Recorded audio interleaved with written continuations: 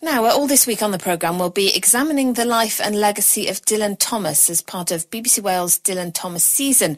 We'll be looking at the extent to which his poetry was influenced by his Welsh roots and his relevance to the Wales we live in today. Well, today we're going to be in Swansea. Our reporter Sarah Moore visited the house where he grew up. 5 Cumdonkin Drive in the uplands of Swansea is the house where Dylan Thomas was born in 1914 and where he lived into adulthood. He wrote 2/3 of his published work here. Between the ages of about 15 and 19, he was producing an enormous quantity of work, both prose and poems, in his little bedroom, his cwtch. This is the room that Dylan Thomas was born in. From the upstairs windows you can still look out over Swansea Bay, and on the other side of the road, the park where Dylan Thomas would play as a boy. Used to be able to look out over fields. Geoff Haden now owns 5 Cumdonkin Drive. He's restored it to how it would have looked in 1914. This was a sloping field. He could look across to the reservoir in the park and see children playing in the park. So it was very much more integrated, his view of the park, than it is today. It was a much more rural view. For example, behind the house, those houses were not built until the 30s, so there were sheep roaming, fields, very little traffic. Once it was the colour of saying, soaked my table. Although his childhood home and Cumdonkin Park did feature in his prose and also in some of his poetry, and a black and white patch of girls grew playing. It is said that Dylan Thomas wasn't particularly a place poet. Professor John Goodby from Swansea University. In the poetry that he first published in 18 poems, 1934, and 25 poems in 1936, what we get is quite an abstract poetry. It's often called poetry of process, and it's about the inner life of the body and the mind, the dreaming mind, and about the cosmos and how the two link up. But then in about 1938, his style shifts and it seems to become more realistic. There are definite, specific places which occasionally get named and are quite often described in the poetry.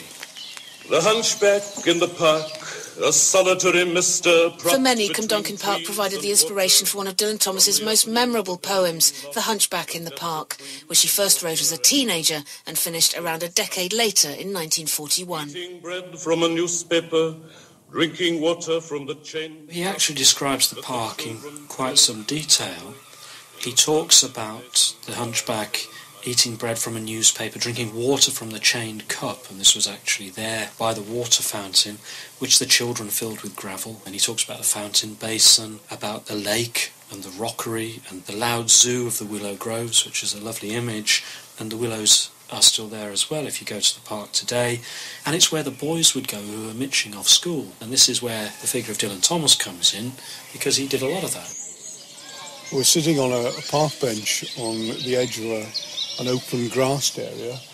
Just across to our right is a children's play area, and this at one time used to be the site of the open reservoir in Cumdonkin Park that was filled in 1966. And he would come here with his friends. What sort of things would they do here? Well, he talks about them playing cowboys and Indians, sneaking up on the lovers in the bushes. All the sort of things that small boys probably do today, I imagine. We've got behind us tennis courts and bowling green. Would they have all been there then?